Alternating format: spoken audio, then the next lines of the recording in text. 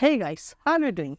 I'm Charles and welcome to our journey on Learn Art with Charles. तो guys, मैंने देखा है कि जो भी न्यू बिगिनर आर्टिस्ट है उनको इस टॉपिक को लेके काफी कंफ्यूजन होता है कि लाइट एंड शेडो कैसे वर्क करता है। इवन मैंने मेरे कुछ स्टूडेंट्स में भी ये दिक्कत देखी है कि लाइट एंड शेडो को कैसे हम इजीली अंडरस्टैंड करें। तो आज उसी टॉपिक से रिलेटेड मेरा ये वीडियो है। तो चलिए हम स्टार्ट करते हैं लाइट एंड शेडो के बारे में। तो जैसा कि आपको इमेज में दिख रहा है, हमारे पास एक एग का रेफरेंस इमेज है। तो आज हम इस एग के थ्रू लाइट एंड शेडो को समझेंगे। जब भी किसी ऑब्जेक्ट के ऊपर लाइट गिरती है तब वो दो पार्ट में डिवाइड हो जाती है। एक पार्ट डार्क होता है और एक पार्ट लाइट होता है। जो डार्क पार्ट होता है उसको हम बोलते हैं फॉर्म शेडो। अब फॉर्म शेडो क्या है? ऑब्जेक्ट के ऊपर जब लाइट गिरती है तो कुछ पार्ट ऐसा होता है कि जो लाइट को फेस नहीं करता, जिस वजह से वो पार्ट डार्क हो जाता है। तो उसी पार्ट को हम बोलते हैं फॉर्म शेडो। अब हम शेडो पार्ट में थोड़ा आगे बढ़ते। अब हम देखते हैं कास्ट शेडो। कास्ट शेडो क्या होता है? तो जब भी किसी ऑब्जेक्ट के ऊपर लाइट गिरती है तब उसका जो फॉर्म होता है उसी फॉर्म के शेप में एक शेडो आ जाता है, उसको हम बोलते हैं कास्ट शेडो। तो जो कास्ट शेडो हमारा होता है वो हमारा फॉर्म से मिलता जुलता ही होता है। ऐसा नहीं है कि अगर हमारा फॉर्म राउंड है तो हमारा जो कास्ट शेडो है वो ट्रायंगल आएगा, या ऐसा नहीं है हमारा जो फॉर्म है, हमारा जो ऑब्जेक्ट है वो रेक्टेंगल है तो हमारा जो कास्ट शेडो है वो राउंड आएगा। ऐसा नहीं होता। जो हमारे ऑब्जेक्ट का फॉर्म होता है वही शेडो कास्ट शेडो में होता है। ठीक है, मतलब वही शेडो हमारे कास्ट शेडो का होता है। तो कास्ट शेडो को अगर थोड़ा डिटेल में समझे तो ये कास्ट शेडो होता है वो हमें कहाँ पे देखने को मिलता है?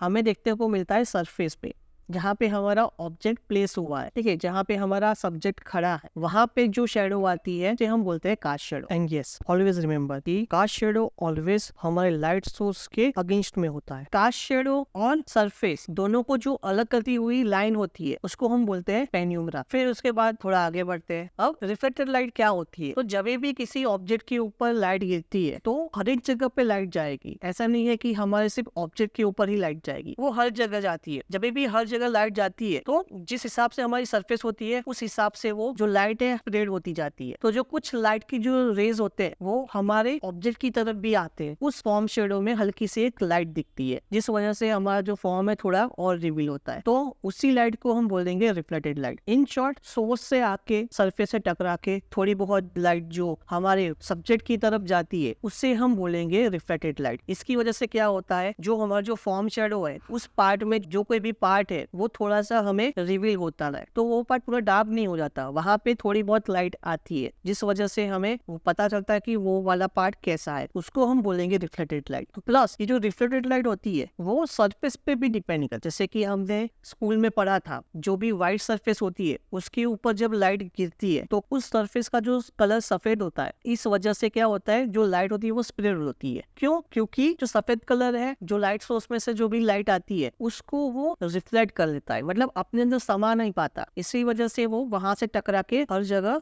स्प्रेड हो जाती है। लेकिन उसके ऑपोजिट हमारी सरफेस अगर डार्क है तो जो भी लाइट के रेज आते हैं वो उसके अंदर समा जाती है। इस वजह से कोई भी लाइट रिफ्लेक्ट नहीं हो पाती है। जैसे कि हम इस एग्जांपल में देख पा रहे हैं कि जैसे ही मैं डार्क वाले पार्ट को हमारे एग के पास लेके जाता हूँ वैसे ही जो हमारा जो रिफ्लेक्टेड लाइट है वो गायब होती जाती है। मतलब हमारा जो फॉर्म शेडो है पूरा दिखता है, वहां पे अभी बिल्कुल लाइट नहीं दिख रही है। जैसे ही मैं उसको दूर लेके जा रहा हूँ वापिस से हमें रिफ्लेक्टेड लाइट देखने को मिलती है। इन शॉर्ट, जितना लाइट हमारा सरफेस उतनी ज्यादा रिफ्लेक्टेड लाइट, और जितनी डार्क हमारी सरफेस उतनी कम रिफ्लेक्टेड लाइट। अब हम आगे बढ़ते हैं ऑक्लूजन शेडो की तरफ। ऑक्लूजन शेडो क्या होता है? ऑक्लूजन शेडो मतलब जब ऑब्जेक्ट और सरफेस दोनों एक दूसरे को टच करते हैं तब वहां पे बहुत ही ज्यादा डार्क पोर्शन क्रिएट होता है। क्यों? क्योंकि वहां पे बिल्कुल भी लाइट नहीं पहुंच पाती। तो हमारा ऑब्जेक्ट जब सरफेस को टच करता है तो वहां पे कुछ पार्ट ऐसा रह जाता है जहाँ पे बिल्कुल भी लाइट नहीं पहुंच पाती है। इसलिए वो वाला जो पार्ट है वो बहुत ही डार्क होता है। वो इतना डार्क होता है कि वहां पर रिफ्लेक्टेड लाइट भी नहीं पहुंच पाती है। इसीलिए उतना पार्ट का जो शेडो होता है वो बहुत ही डार्क शेडो होता है। इसीलिए उस शेडो को हम बोलेंगे ऑक्लूजन शेडो। अब आगे बढ़ते हैं हम कोर शेडो की तरफ। कोर शेडो क्या होता है? तो कोर शेडो मतलब हमारा जो फॉर्म है उसका सब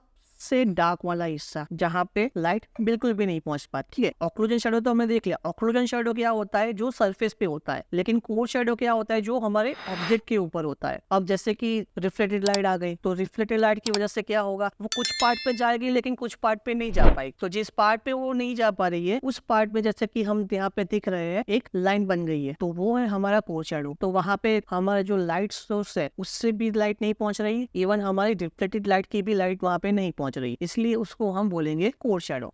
तो अब हम बात करेंगे टर्मिनेटर लाइन के बारे में।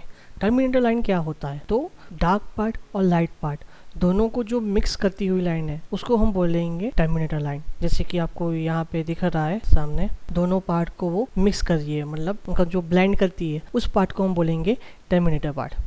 अब आगे बढ़ते हैं हम लाइट पार्ट की तरफ। तो लाइट पार्ट पे सबसे पहले आता है हाफ टोन। तो हाफ टोन क्या होता है, जो हमारा जो लाइट सोर्स है उससे थोड़ा सा ऑपोजिट में होता है, इसी वजह से वहां पे जो लाइट है वो बहुत ही कम गिरती है। मतलब कि वो वाला जो पार्ट है लाइट के सोर्स को डायरेक्टली फेस नहीं करता है, वो उससे थोड़ा अलग रहता है, इसी वजह से क्या होता है उसके ऊपर लाइट कम गिरती है, इसलिए हम बोलेंगे उसको हाफ टोन। अब आता है सेंटर लाइट। सेंटर लाइट मतलब जो डायरेक्टली लाइट के सोर्स को फेस कर रहा है पार्ट, ठीक है। जैसे कि यहाँ पे आप देख रहे हो ये वाला जो पार्ट है वो डायरेक्टली लाइट सोर्स को फेस कर रहा है, इसीलिए वहां पे ज्यादा लाइट है, तो उस पार्ट को हम बोलेंगे सेंटर लाइट। अब लास्ट में आता है स्पेक्युलर हाईलाइट। स्पेक्युलर हाईलाइट क्या होता है, किसी भी ऑब्जेक्ट पे जब भी लाइट गिरती है तब एक ब्राइट पार्ट हमने को देखने को मिलता है, तो वो जो एकदम ब्राइट है उसको हम बोलेंगे स्पेक्युलर हाईलाइट। हालांकि क्या होता है, ये जो स्पेक्युलर हाईलाइट है हमारे व्यूइंग एंगल के हिसाब से चेंज होती रहती है, ये कभी भी एक जगह पे नहीं होती है। जैसे कि ये वीडियो में आपको देखने को मिल रहा है, जैसे ही मैं मेरा कैमरा मूव कर रहा हूँ वैसे वैसे स्पेक्युलर हाईलाइट जो है वो मूव होती रहती है। तो ऐसा फिक्स नहीं है कि ये यहाँ पे ही होती है, ये हमारे देखने के एंगल पे डिपेंड करती है कि हम कौन से एंगल से देखते हैं। तो ये जो लाइट है कि जो रे से डायरेक्ट हमारी आंखों में जाते हैं। तो गाइस ये था लाइट एंड शेडो के बारे में, तो आई होप कि आपको ये अच्छा लगा होगा। तो गाइस ये हमारा था पार्ट 1 लाइट एंड शेडो के बारे में। इसके बाद दूसरे पार्ट में मैं आपको थोड़ा और डिटेल में समझाऊंगा, ठीक है, कि लाइट एंड शेडो कैसे वर्क करता है। उसमें मैं थोड़ा बहुत आपको लाइव डेमो भी दिखाऊंगा कि कैसे वो वर्क करता है। एंड यस, मैं आपको ये इमेज भी प्रोवाइड कर दूंगा, मेरे डिस्क्रिप्शन में मैंने लिंक प्रोवाइड की है, उस लिंक पे आप जाओगे तो आपको ये डाउनलोड करने के लिए मिल जाएगा, ताकि ये आपको फ्यूचर में भी काम हो सके। सो गाइस आई होप कि आपको ये वीडियो इन्फॉर्मेटिव लगा होगा, आई होप कि आपके